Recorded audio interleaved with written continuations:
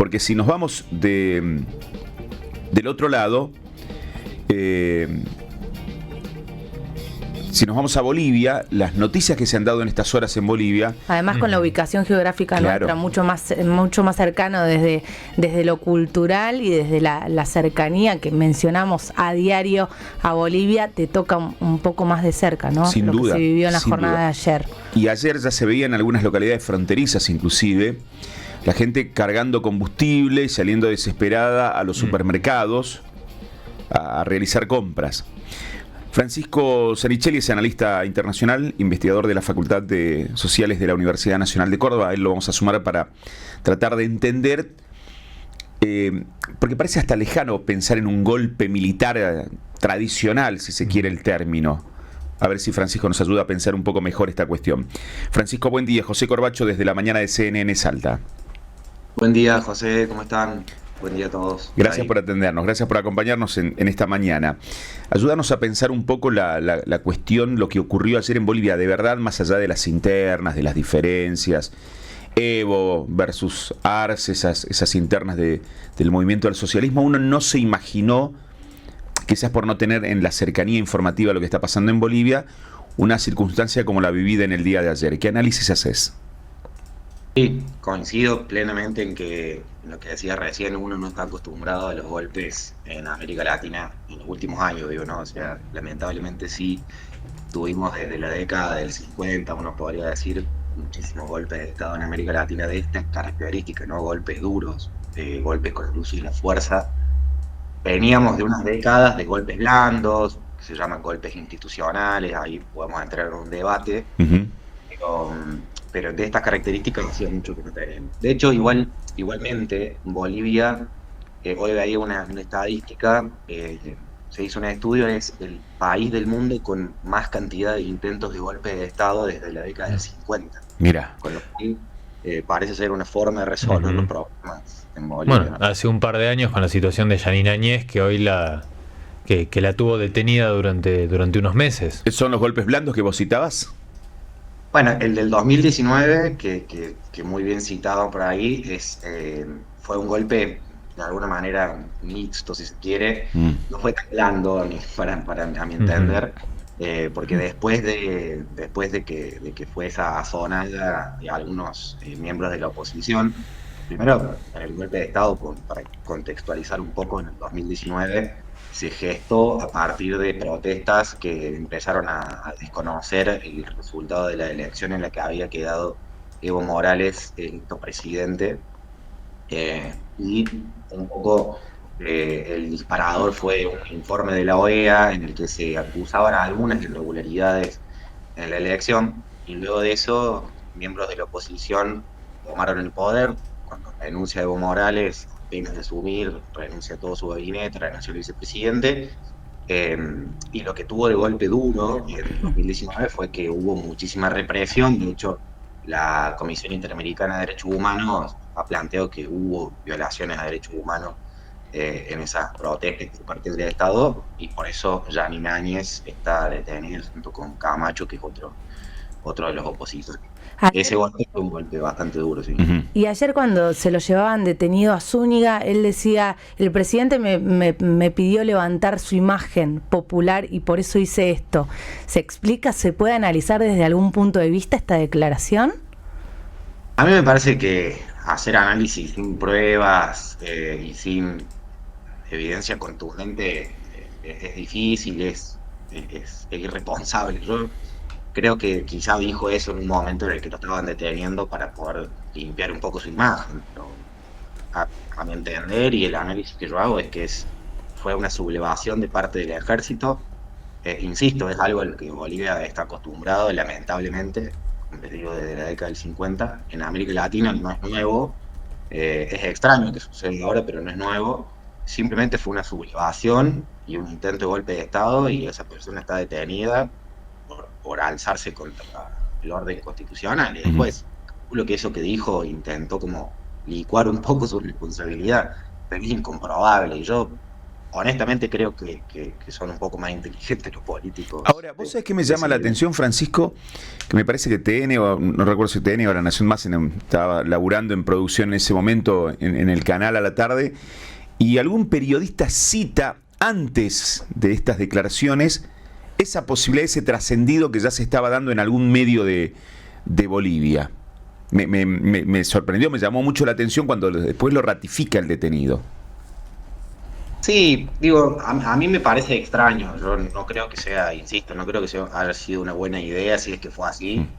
No lo veo como algo posible, y creo que si uno como político intenta levantar su imagen, hay miles de maneras de hacerlo antes que un autogolpe de esas características. Incluso un vecino de Bolivia, que es Perú, ha tenido autogolpes en las últimas décadas de características institucionales, con lo cual me parece muy extraño que se coordinen Fuerzas Armadas con el Estado para hacer eso, porque también, digo, no es que no lo debilita a Luis Arce el intento de golpe, ¿no?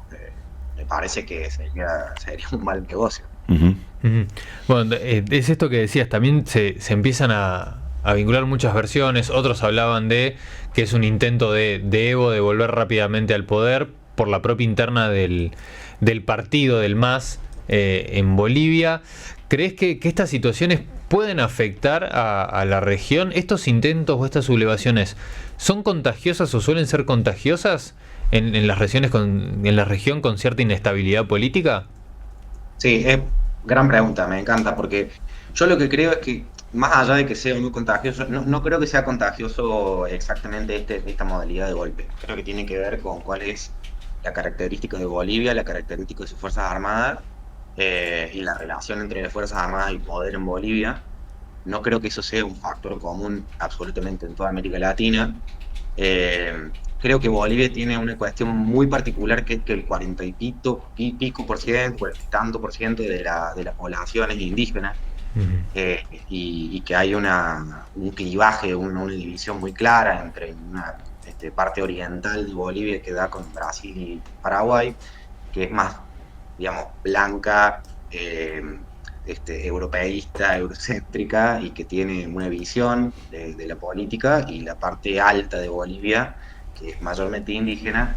Esa división, ese clivaje lo tienen quizá Bolivia y Perú, no es algo que se comparte. Parece que ahí hay como algo muy particular de Bolivia. Sin embargo, pienso, como muy bien decís, lo contagioso últimamente en la región es, en mi opinión, desde el intento de golpe de Estado en Estados Unidos, porque eso fue lo que sucedió cuando entraron en el Capitolio en la elección de Estados Unidos, y después se replicó en Brasil. Sí. Se ha corrido un poco el límite de lo que se acepta y no se acepta en un orden constitucional y democrático.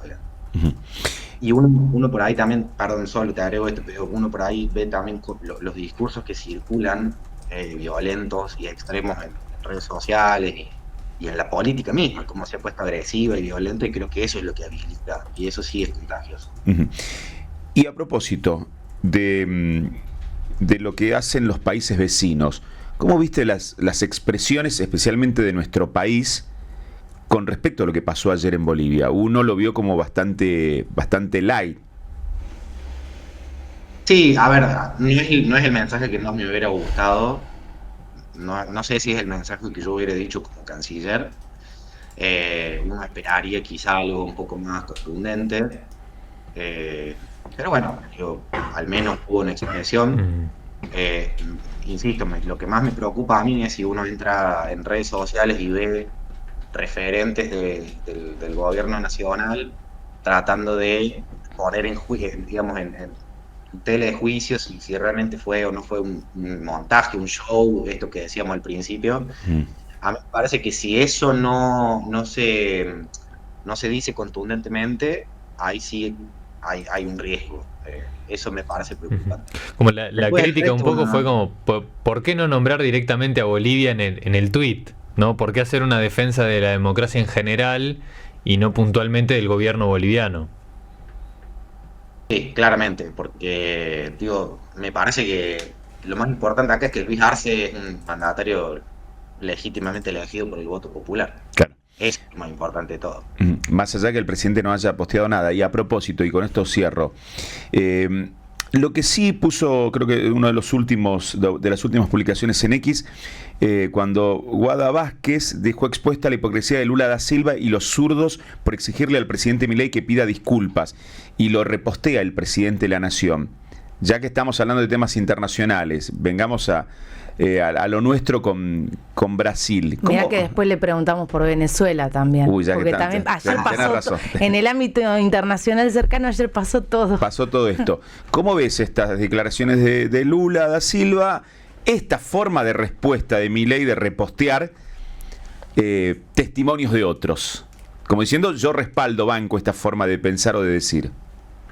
A mí me parece que la diplomacia tiene que, de las relaciones exteriores en general, pero la diplomacia tiene que mantener ciertos canales y tiene que mantener ciertas formas, justamente porque eso es lo que hace que se mantengan las relaciones pacíficas y de amistad entre los estados. O sea que capaz es muy formal lo que estoy diciendo, pero me parece que tiene un sentido y que es importante que los mandatarios dejen en manos de los organismos especializados, en este caso la diplomacia argentina, que es muy buena, digo en general es muy profesional, para contestar o para plantear sus ideas. No hay ningún problema en que haya confrontación de ideas en el plano de política internacional. Lo importante es que no pase a ese grado. Yo personalmente creo que la relación con Brasil es algo que Argentina tiene que cuidar mucho, estratégica para las provincias también individualmente. Yo vengo de una provincia que si no fuera por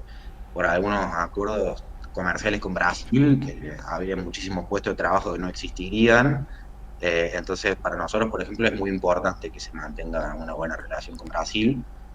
Ojalá que se pueda encasillar y encauzar por los canales que debería ser la relación. Y ya que estamos, después de tantos años de decir quieren que Argentina se convierta en Venezuela, ¿qué te resuena al escuchar al presidente Maduro decir quieren que Venezuela se convierta en Argentina? Bueno, yo no voy a ocultar que fui parte de la campaña presidencial y la verdad que cuando hacía análisis en ese momento, yo dije, yo creo que el estilo que se está poniendo en juego nos acerca evidentemente más a un estilo chavista en muchas cosas de lo que podemos pensar del otro lado. Realmente, por cómo se llevan las cosas. Digo, yo no soy quien para poner en juicio si votamos bien o mal, pero en términos de diplomacia a veces pareciera estar más cerca, ¿no? Tocarse el extremo de la derecha y la izquierda en el chavismo en ese sentido. Y también por cómo es el modelo económico, más que nada no el modelo económico interno, sino el lugar que queremos ocupar en la economía internacional. Eso me parece que es lo que está diciendo el presidente Maduro y lo que yo por lo menos pienso del modelo de inserción internacional de Argentina hoy.